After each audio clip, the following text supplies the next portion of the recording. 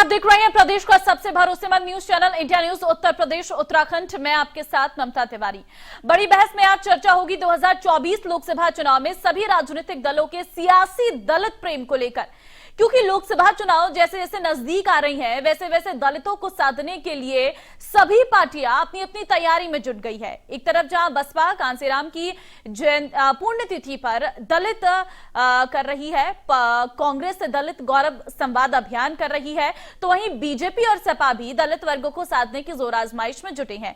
इसके ही हम कह रही हैं वोट बैंक का खेल, सियासी दलित प्रेम।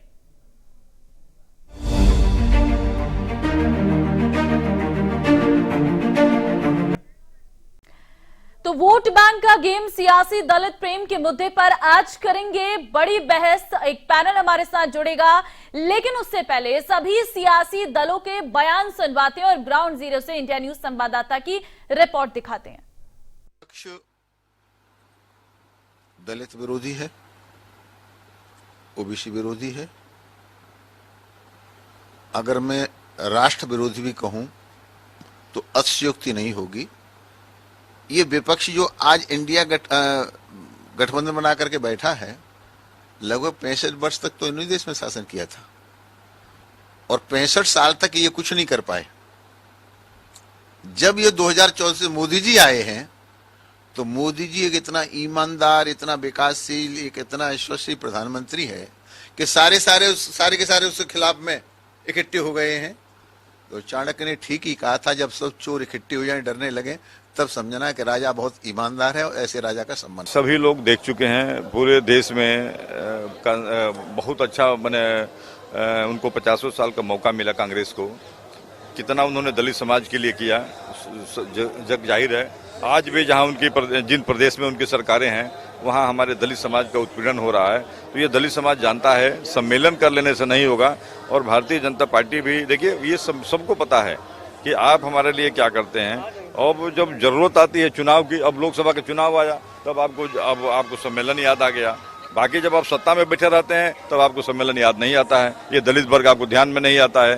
तो मुझे लगता है कि ये सब लोग, जनता समझती है, ये लोग कुछ भी करें उसका कोई प्रभाव नहीं पड़ने वाला है। दलितों के सम्मान को पुनः उनको वापस दिलाने के लिए इस प्रदेश में भाजपा सरकार में जो सबसे ज्यादा अत्याचार दलितों पर हो रहा है और सरकार अपराधियों के साथ खड़ी है, तो उनके हक की लड़ाई के लिए कांग्रेस पार्टी की आज से 9 अक्टूबर से काशीराम जी के महापरिनिर्वाण दिवस से और संविधान दिवस तक दलित गौरव यात्रा का आयोजन हो रहा है, जिसमें पूरे प्रदेश में दलित बस्तियों में कांग्रेस के वरिष्ठ नेता, तमाम हमारे कार्यकर्ता रात्रि चौपाल करेंगे।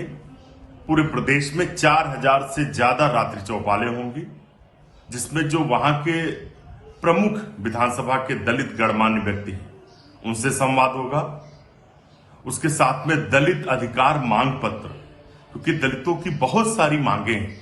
कांग्रेस पार्टी ने हमेशा दलितों के लिए काम किया, लेकिन बाकी जो सरकारें रही उन्होंने काम नहीं किया, इस वजह से तमाम काम छूट गए। तो दलित मांग अधिकार पत्र को भरवाएंगे, साथ में वॉलंटियर्स तैयार करेंगे, दलित कोर ग्रुप कमेटी बनाएंगे प्रत्येक लोकसभा स्तर पर।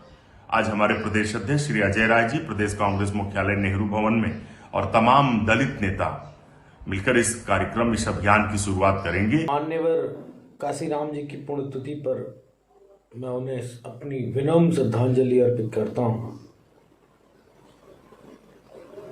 मान्यवर काशीराम जी सिर्फ एक दल के नेता नहीं थे, उनके मानने वाले, उनके बताए सिद्धांतों पे चलने वाले भारत की राजनीति में हर दल में नेता, खासकर उत्तर प्रदेश में तो कोई ऐसा व्यक्ति नहीं होगा जो मान्यवर काशीराम जी को ना मानता हो। उत्तर प्रदेश में 2024 के लोकसभा चुनाव को लेकर राजनीतिक सरगर्मियां तेज हो चुकी हैं। आपको बता दें कि इस समय सभी राजनीतिक दल अपने वोट बैंक को साधने के लिए अलग अलग रणनीतियों पे काम कर रहे हैं। जहां एक तरफ बहुजन समाज पार्टी ने आज काशीराम परिनिर्वाण दिवस मनाते हुए दलितों को एकजुट होने का संदेश दिया, वहीं अब कांग्रेस की तरफ से दलित संवाद अभियान की शुरुआत की जा रही है, यानी कि दलित गौरव संवाद अभियान की शुरुआत की जाएगी और ये अभियान 26 नवंबर तक चलेगा, यानी संविधान दिवस के दिन तक चलेगा। वहीं दूसरी तरफ अगर बात करें तो भारतीय जनता पार्टी भी दलित बस्तियों में एक विशेष अभियान चलाने जा रही है, जिसमें दलित बस्तियों के बीच जाकर भारतीय जनता पार्टी के नेता और कार्यकर्ता ये बताने की कोशिश करेंगे कि वर्तमान के भारतीय जनता पार्टी सरकार में किस तरीके से जो सरकारी योजनाएं हैं उसमें सबसे ज्यादा लाभ दलित वर्ग को दिया गया। कहीं ना कहीं उत्तर प्रदेश में अगर बात करें तो जातीय समीकरण काफी महत्वपूर्ण हो जाते हैं अगर चुनाव की दृष्टि से देखा जाए। खासतौर से दलित वोट बैंक पे हर एक पार्टी की इस समय नजर है। घोसी में उपचुनाव हुआ और दलित वोट बैंक पहली बार जो है बहुजन समाज पार्टी का चूंकि कैंडिडेट नहीं खड़ा था, लेकिन दलित वोट बैंक खिसक कर समाजवादी पार्टी के प्रत्याशी के पास गया। उसी के बाद सभी पार्टियों की ये आस जगी कि कहीं ना कहीं इस वोट बैंक में अब सेंध लगाई जा सकती है। हालांकि वर्तमान में बात करें तो भारतीय जनता पार्टी इसमें पहले ही सेंध लगा चुकी है, लेकिन अब कांग्रेस भी इस जुगात में है कि इस वोट बैंक पे सेंध लगाया जाए। क्योंकि कांग्रेस का मानना है कि 1980 के दशक में ये वोट बैंक कांग्रेस के पास था, लेकिन जैसे जैसे काशीराम का अभियान आगे बढ़ता रहा, बहुजन समाज पार्टी का गठन हुआ, उसके बाद ये वोट बैंक खिसक कर बसपा के पास चला गया। तो वोट बैंक का गेम है, सियासी दलित प्रेम है, इसी पर चर्चा कर लेते हैं। खास मेहमानों का पैनल हमारे साथ है, जिसमें तारिक खान प्रवक्ता समाजवादी पार्टी से हमारे साथ हैं, साथ ही प्रशांत कुमार उमराव बीजेपी प्रवक्ता हमारे साथ हैं, डॉक्टर अनु प्रसाद कांग्रेस प्रवक्ता हमारे साथ हैं, गौतम रानी सागर अंबेडकरवादी हमारे साथ है। बहुत धन्यवाद आप चारों लोगों का इस चर्चा में शामिल होने के लिए। सबसे पहले शुरुआत कर लेते हैं तारिक खान जी आप ही के साथ, क्योंकि घोसी में जब उपचुनाव हुआ था तो ये माना गया कि दलित वोटर समाजवादी पार्टी की तरफ अब आकर्षित हो रहा है या उनकी तरफ शिफ्ट हो रहा है। अब लोकसभा चुनाव नजदीक आ गया है तो सबसे पहले दलित वोटर याद आ रहे हैं समाजवादी पार्टी को।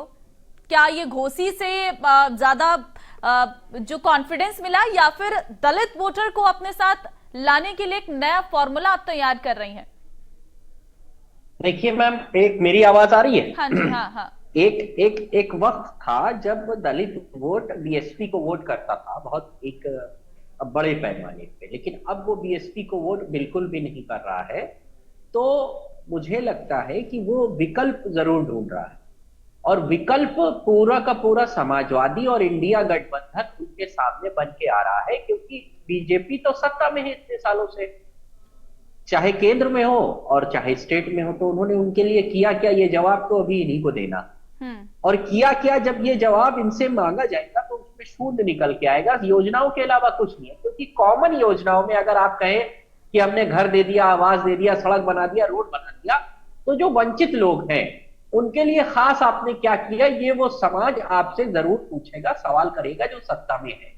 ये सवाल करेगा कि घर, आवास और पेंशन स्कीम और 2000 रुपए किसान सम्मान निधि तो सबको मिला, उनके लिए खास क्या किया, क्या किया आपने खास?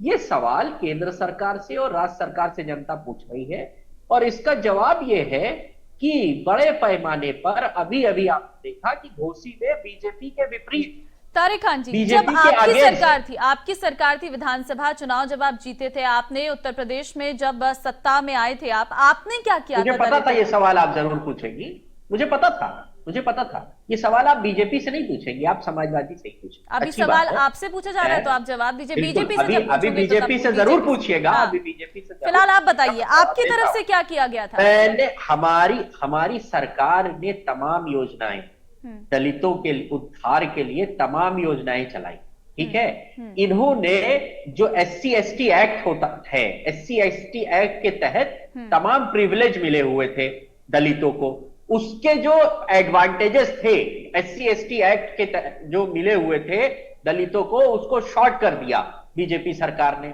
हमने कम से कम कुछ शॉर्ट तो नहीं किया था मैम, इन्होंने तो शॉर्ट कर दिया, कम कर दिया उसको। क्यों? क्योंकि तमाम किस्म की उसमें जो प्राविधान थे मुकदमा लिखने के और कई जांचों के, तो उस चीजों को तमाम मतलब एक तरीके से जो उनको अधिकार मायावती सरकार में मिले थे, फिर हमारी सरकार में कंटिन्यू रहे, खत्म कर किया तो हमने कुछ दिया नहीं तो कुछ छीना भी नहीं, तो तमाम तो चीजें मतलब आप दलितों से मानते छीन हैं ली, कि दिया आपने भी क्या? नहीं दिया, लेकिन क्यों नहीं आप दिया? जब लोकसभा चुनाव नजदीक आ रहे हैं तो उद्घाटन किए जा रही हैं और अब एक नया अभियान आप चला रही हैं, क्योंकि आपको भी कहीं ना कहीं लग रहा है समाजवादी पार्टी को कि हाँ अभी सिर्फ मुस्लिम वोटर या यादव वोटर से नहीं होगा, दलित वोटर भी अपनी तरफ लाने पड़ेंगे। मैम ऐसा है ना कि जब सर समाज आता है तो साथ में जो वंचित और शोषित लोग हैं वो भी आएंगे, उसमें दलित हैं, क्योंकि उनकी लड़ाई हम जब लड़ने की बात कहेंगे तो इंडिया गठबंधन, मैं गठबंधन की बात करूंगा, क्योंकि इंडिया गठबंधन 7वें चुनाव लोकसभा का लड़ रहा है, तो वो उनकी तरफ आशा भरी उम्मीदों से देखेंगे। और जो हम लोगों का कॉमन मिनिमम प्रोग्राम आएगा, मैं खास कर कह रहा हूं, जो कॉमन मिनिमम प्रोग्राम आएगा उसमें दलितों के उद्धार के लिए कम से कम 10 चीजें होंगी, जिसको आप नोट डाउन कर लीजिएगा। और अगर इंडिया गठबंधन उसका वादा करेगा तो 1 महीना, 2 महीना, 4 महीने के अंदर उन सब चीजों को, हम ये नहीं करेंगे कि सांकेतिक रूप से प्रेसिडेंट 2-2 बार उसी समाज से चलिए बना ठीक दे, है, और आपने लेकिन जिक्र जब कर ही लिया उद्घाटन है कि करेगा इंडिया तो गठबंधन साथ में ये सारे कार्यक्रम करेगा, लेकिन डॉक्टर अनु हमारे साथ है। कांशीराम परिनिर्वाण दिवस को देखते हुए कांग्रेस अपना कार्यक्रम आज से शुरू कर रही है, क्या इसमें समाजवादी पार्टी को भी बुलाया गया या सिर्फ कांग्रेस का कार्यक्रम है? देखिए, सबसे पहले देश की जनता को मेरा नमस्कार। और आज जो काशीराम जी के परिनिर्वाण दिवस पे जो कार्यक्रम आज से शुरू हो रहा है, दलित गौरव संवाद कार्यक्रम, ये बेसिकली ये हम कांग्रेस की तरफ से ये सारी चीजें ये गठित किया गया है। ये पूरे राज्य में हर जगह, हर जिला स्तर पे इसका गठन किया जाएगा। आज से ये मुहिम शुरू हो रही है और 26 नवंबर तक ये मुहिम चलेगी। और इस मुहिम के पीछे जो सबसे पहली हमारा एक दिशा है वो ये है कि जिस तरह से बीजेपी सरकार में बाबा साहब के संविधान को नुकसान पहुंचाया जा रहा है, दलित के हक अधिकार को छीना जा रहा है, आरक्षण को जिस तरीके से खत्म करने का एक प्रयास किया जा रहा है, सरकारी संस्थाओं को खत्म किया जा रहा है, प्राइवेटेशन को जितना तेजी से बीजेपी में बढ़ोतरी मिली है, जितने स्कॉलरशिप, फेलोशिप, जितने जो SC ST लोगों को मिलता था इस बीजेपी सरकार में, सब कुछ जिस तरीके से खत्म कर दिया गया है। इन सभी चीजों को जन जन तक पहुंचाना और लोगों को जागरूक करना, गांव हम लोग का बेसिक मुद्दा ये है कि हर गांव में चौपाल लगाया जाएगा। रात्रि चौपाल का हम लोग का सबसे बड़ा, हम लोग का जो एक मकसद है, रात्रि चौपाल हम लोग करेंगे। पूरा ये इस दौरान तक हम लोग 4000 से भी ज्यादा गांव में चौपाल करने का हम लोग का एक पूरा कार्यक्रम बन रहा है। ठीक है, और इस तरीके से, ठीक है, ये कांग्रेस का कार्यक्रम है, आपके कहने का मतलब ये कांग्रेस का कार्यक्रम है, ये इंडिया गठबंधन का नहीं है, आप अलग से दलितों के लिए कार्यक्रम कर रहे हैं।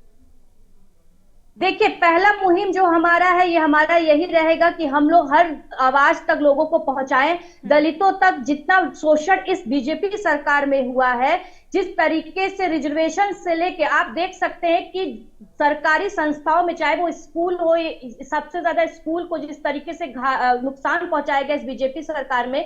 सरकारी स्कूलों में जाते हैं दलित, ठीक है अनुज, सबसे ज्यादा किसान मेरे मजदूर सवाल का जवाब मिल गया है। मैं इस पर जवाब दूंगी तारिक खान जी से, क्योंकि वो अभी इंडिया गठबंधन की बात कर रहे थे और कांग्रेस का भी बयान उन्होंने सुन लिया होगा। तारिक खान जी आपके पास आऊंगी इसी सवाल के साथ, लेकिन उससे पहले और मेहमान भी हैं, उनसे जरा सवाल ले लेती हूँ। भारतीय जनता पार्टी से प्रशांत कुमार जी हमारे साथ हैं। प्रशांत जी, आरोप लग रही है कि दलितों का शोषण भारतीय जनता पार्टी ने किया, दलितों के लिए कुछ भी कार्य भारतीय जनता पार्टी ने नहीं किया, लेकिन अब जब चुनाव नजदीक आ रहे हैं तो भारतीय जनता पार्टी को दलित वोटर याद आ रहे हैं, क्योंकि वो भी जानते हैं कि एक बड़ा तबका है दलित वोटरों का। क्या यही सच्चाई है? देखिए ममता जी, बड़ा हास्यास्पद है कि अभी कांग्रेस ने कुछ महीनों पहले खाबरी जी को अपना प्रदेश अध्यक्ष बनाया था, अनुसूचित वर्ग से आते थे, उनको 1 साल का भी अपना कार्यकाल पूरा नहीं करने दिया, उनको हटा दिया गया। अजय राय जी को प्रदेश अध्यक्ष बनाया, जो 4 चुनाव में पिछले 8 सालों में हार चुके हैं। अभी 5-7 दिनों पहले का आपने वीडियो देखा होगा, कांग्रेस के मेरठ से प्रत्याशी रही थी अर्चना गौतम जी, अनुसूचित वर्ग से आती हैं। पहले तो उनके साथ जो प्रियंका वाड्रा के बाएं हाथ संदीप सिंह ने उनके साथ दुर्व्यवहार किया, उसकी FIR उन्होंने मेरठ में करवाई। अब जब वो केंद्रीय कार्यालय कांग्रेस के 24 अकबर रोड मिलने जा रही थी, तो कांग्रेसियों ने उनके साथ मारपीट की। लिटरली वीडियो आपको सोशल मीडिया पे मिल जाएगा। उन्होंने शिकायत भी दर्ज कराई, उनको दौड़ा के पीटा गया। ये कांग्रेस का दलित प्रेम है कि अपनी ही प्रत्याशी की, अपनी ही नेता के साथ इस तरह ये सार्वजनिक तौर पर पिटाई करते हैं। सीधी सी बात, इन्होंने खड़गे जी को तो अध्यक्ष बना दिया, 1 साल से ऊपर हो गया, लेकिन अभी 1 सप्ताह पहले तक कांग्रेस के ट्विटर हैंडल पे खड़गे जी की कोई फोटो नहीं थी, ना ही उनका कोई नाम था। फोटो किसकी थी? राहुल गांधी जी की। जब मैंने उस विषय में ट्वीट किया तब 2 दिन बाद खड़गे जी की फोटो दिखाई दी।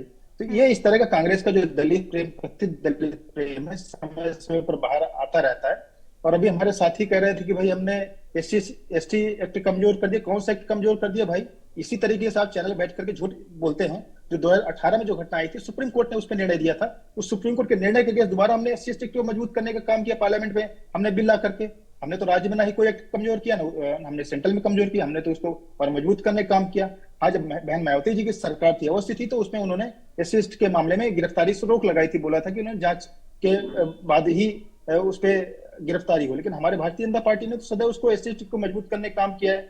चाहे एससी और के आरक्षण की बात हो, चाहे उनको बाकी योजनाओं के लाभ, हम तो सब करने काम किया है। और सबसे अधिक जो जमीनों पर कब्जा थे एससी एसटी वर्ग के, समाजवादी पार्टी के समय में होते थे। इनके नेता आजम खान तो खुलेआम कहते थे कि भाई एक प्लॉट पे तो अम्बेडकर जी की मूर्ति है और दूसरी तरफ उंगली का निशाना करती है, खाली प्लॉट भी हमारा है। इस तरह की मानसिकता इन लोगों की रही है। आज ये बता दें, समाजवादी पार्टी ने किस एससी और के नेता को पहुंचाने का काम, नेता बनाने का काम किया, किस नेता को राष्ट्रीय स्तर पर इन्होंने बनाने का काम किया। आज ये लोग जब विपक्ष में है तब इनको याद आ रही है। आज सबसे अधिक इनके लोग अत्याचार करने का काम कर रहे हैं। भारतीय जनता पार्टी से हर वर्ग के लोगों के साथ खड़ी, चाहे एससी वर्ग हो, चाहे सवर्ण हो, चाहे ओबीसी हो, हम सब लोगों के हित के लिए काम कर रहे हैं। हम कोई दिखावे की राजनीति नहीं करते। ठीक है, मैं वापस आती हूँ। अनु जी, आपसे आपका जवाब लूंगी, लेकिन उससे पहले गौतम राणे जी हमारे साथ है, उनसे भी एक जवाब ले लेती हूँ। गौतम जी, एक समय ऐसा था बसपा का ये परंपरागत वोट बैंक था, ये कहीं जाता नहीं था, सिर्फ बसपा का वोट बैंक था। आखिर ऐसा क्या हो गया कि बसपा को छोड़कर किसी और पार्टी की तरफ दलित वोट जाने लगा है? बहुत ही बेहतरीन आपने सवाल दागा है, उसके लिए हम आपका धन्यवाद करते हैं। और अभी जिस तरह की बात, पहली बात तो माननीय कांशीराम जी का आज परिनिर्वाण दिवस है, हम उनको श्रद्धांजलि अर्पित करते हैं। और 2-3 बातें यहाँ उठ करके आई है। दलित गौरव, मेरे ख्याल से ये के दोनों शब्द आपस में विरोधाभासी हैं। जहां दलित होगा वहां गौरव हो ही नहीं सकता, जहां गौरव होगा वहां दलित नहीं होगा। माननीय कांशीराम जी का महापरिनिर्वाण दिवस है और उन्होंने रामविलास पासवान जी ने जब दलित सेना बनाई थी तो माननीय कांशीराम जी ने खुद मीटिंग में एक बार कहा था कि सेना तो मजबूत होना चाहिए भैया, सेना अगर दलित हो गई तो फिर लड़ेगी कैसे। उसी तरह की कुछ सोच मेरे ख्याल से कांग्रेस की भी है। ये जो शब्द का चयन उन्होंने किया है दलित गौरव, मेरे ख्याल से लगता है कि अभी वो पूरी जो उनकी मना स्थिति पहले थी उससे उबर नहीं पाए हैं, उससे उबरने की जरूरत है। शब्दों का चयन बेहतर करने की जरूरत है। हमारे तारिक खान साहब कह रहे थे कि हमने बहुत अच्छा काम किया था, बहुत अच्छा काम किया था इन्होंने। जो शेड्यूल कास्ट को आवंटन किए गए थे और ये था कि किसी भी कीमत पे शेड्यूल कास्ट आवंटन की गई भूमि को दूसरे को बेच नहीं सकता, वो बेचेगा नहीं, उसको इन्होंने पूरी खुली छूट दे दी थी कि भाई वो बेच सकता है, छूट दे दी थी। और शेड्यूल कास्ट के लोगों को करीब 1.5 लाख लोगों को रिवर्ट किया गया था, ये सब जानते हैं। तो ये जो प्रेम है सभी का, उस तरह का प्रेम सभी का एक तरह से दिखावे का है। अब दलित किसी के मर्जी पे नहीं निर्भर करता है, वो बाबा साहब डॉक्टर अंबेडकर का अनुयायी है। हाँ, ये सच है कि सबसे पहले वो बहन मायावती जी के नेतृत्व में इकट्ठा हुआ था, लेकिन लगता है कि शायद नेतृत्व में कुछ कमजोरी है, जिसकी वजह से वो ये देख रहा कि अब हमें समीकरण बनाने की जरूरत है। जो बीजेपी है उसका क्या फुल फॉर्म है हमें नहीं पता, और आप लोग क्या जानते हैं नहीं पता, लेकिन हम जो जानते हैं वो ये कहता है, वो ये बताता है कि भ्रष्टाचार जननी पार्टी, उससे ये इस देश का शेड्यूल कास्ट, शेड्यूल ट्राइब पूरी तरह से आहत है, पूरी तरह से तिलमिलाया है। और वो चाहता है कि एक नए विकल्प के तलाश में जाएगा। हो सकता है नया विकल्प जो दिखेगा उसमें जाएगा, लेकिन इसलिए नहीं जाएगा कि वो उनके लिए भिक्षा कटोरा लेके जाएगा भिक्षा मांगने, वो भिक्षा नहीं मांगने जाएगा, वो अपनी हिस्सेदारी पे जाएगा। दलित गौरव नहीं हो सकता, गौरव तो बस देश का हो सकता है। गौरव तो सम्मान, उसको प्रोपोर्शनेट रिप्रेजेंटेशन चाहिए, आनुपातिक प्रतिनिधित्व पे ही वो मानेगा, दूसरा कोई तरीका नहीं। Thank you. ठीक है, अनु जी जवाब दीजिए। देखिए, सबसे पहली बात जो अभी हम कहा गया कि ये सबकी अपनी अपनी राय है। सबसे बड़ी बात होती है हक अधिकार की बात करना। बाबा साहब को कानून मंत्री बनाने का काम जिस पार्टी ने किया था वो कांग्रेस पार्टी थी। और दूसरी बात, SC/ST एक्ट से लेके SC/ST फेलोशिप से लेके SC/ST प्रमोशन से लेके SC/ST स्कॉलरशिप से लेके सरकारी स्कूलों को जिस तरीके से कांग्रेस सरकार में चलाया गया, जिस तरीके से कांग्रेस सरकार में संविधान का पालन किया गया, वो अभी तक किसी अन्य पार्टी ने नहीं किया। मैं खास तौर पे बीजेपी की बात कर रही हूं। और दूसरी चीज, आप बात कर रहे हैं कि दलित शब्द से या गौरव शब्द से हमारा काम है, हमारा जो एक मकसद है वो है कि कार्यों को सुलभ तरीके से जन जन तक पहुंचाना, लोगों को सुख सुविधाओं से मुहैया करवाना, जो अब तक कांग्रेस पार्टी ने बखूबी किया और जिसको क्षति पहुंचाने का काम इस बीजेपी सरकार ने किया। और दोबारा जो गौरव, जो सम्मान हर वर्ग, हर धर्म, हर जात को मिलना चाहिए, उसी का एक मुहिम और उसी का एक पूरा एक भागदौड़ लेके कांग्रेस पार्टी जन जन तक पहुंचेगी और सर्वधर्म सम्मान, सर्व जाति सम्मान को एक उचित मुहैया कराएगी। हर ठीक है तारिक खान जी, आप कुछ कहना चाह रहे थे? सुख सुविधा को जन तक मैं ये कह रहा हूँ कि अभी कहा जा रहा था कि हमारे पास कोई दलित नेता नहीं है। इंद्रजीत सरोज पार्टी के महासचिव हैं, दलित है। त्रिभुवन दत्त बहुत वरिष्ठ नेता है पार्टी में। से आए हैं, सपा ने किसको बनाया? अरे आपकी तो पूरी पार्टी ही आई है। डिप्टी सीएम किस पार्टी का है? आपके बीच में ना बोलिए। बसपा से आया है डिप्टी सीएम आपका। आपकी तो पार्टी उत्तर प्रदेश। मैम देखिए ये बहुत गलत बात है। मैम बीच में अगर बोले, देखिए भाई प्रशांत भाई, आपके बीच में मैं नहीं बोला, मैं आपके बीच में नहीं बोला था, मैं आपके बीच में नहीं बोला था। ठीक है, झूठ बोलेंगे तो मैं बोलूंगा। ठीक है प्रशांत जी, एक बार नेता को बड़ा ऐसा है, ठीक है, ऐसा है प्रशांत कुमार जी, बस एक मिनट बचा हुआ है, फटाफट से बोलो, उसके बाद मैं आपसे जवाब लेंगे। इनकी कैबिनेट, मैम पूरी की पूरी उनकी उत्तर प्रदेश की कैबिनेट किराए की, मुंह न खुलवाएं। डिप्टी सीएम इनका बसपा से सांसद रहता है, न जाने कौन कौन से पद पे रहता है। ठीक है तारिक खान जी, तारिक खान जी की बात कर रही है। तारिक खान जी, जो बात आपकी थी आप उस बात कर, आपकी पार्टी में तो थे ही नहीं। अब देखिए मैम ऐसे मैं बीच में नहीं बोल सकता। I am extremely sorry ma'am, अभी सीधा बोला कि आपने मुझे एक्सक्यूज कर दीजिए मैम, मैं एग्जिट कर जाता हूँ। झूठ बोलने काम करते हैं, मैं एग्जिट कर जाता हूँ। क्या है, मैं एग्जिट कर जाता हूँ। इनको भाजपा सत्ता में इन्हीं से बुलवा लीजिए, ये लोग ज्यादा मतलब ओबलाइज करते होंगे चैनल्स को। ठीक है मैं एग्जिट कर जाता हूँ। प्रशांत जी मैं लौटती हूँ आपके पास। तारिक खान एग्जिट कर जाता हूँ, तारिक खान एग्जिट कर जाता हूँ मैम, क्योंकि इन लोग सत्ता में इन लोग ओबलाइज करते होंगे, मीडिया चैनल्स को हम लोग नहीं करते। बीच में मैं अपनी बात कह लूं, फिर बोलिए ना, आपको कौन रोका? मैंने कहीं आपके बीच में बोला भाई? अरे तो आप लिखे रखिए ना, ठीक है, अपनी बात रखिए। देखिए आप इंटरव्यू, आप मैम आप ठीक है, मैं चर्चा को ही खत्म कर लेती हूँ। फिलहाल आप चारों लोगों का बहुत धन्यवाद इस बड़ी बहस में हिस्सा लेने के लिए। समय कम है हमारे पास, बहुत धन्यवाद आप चारों लोगों का इस चर्चा में हिस्सा लेने के लिए। तो साफ तरीके से आपने सुना, चाहे फिर वो बसपा हो, वो समाजवादी पार्टी हो, वो कांग्रेस हो या फिर भारतीय जनता पार्टी हो, सब में दलित वोटर को लेकर किस तरीके से खींचतान चल रही है ये साफ तौर पर नजर भी आ रहा है। लेकिन ये दलित वोटर आखिर किसको वोट करेंगे लोकसभा चुनाव में और किसकी नैया को पार लगाएंगे, ये देखना बेहद दिलचस्प होगा। वक्त एक छोटे से ब्रेक का यहाँ पर है, फौरन लौटते हैं।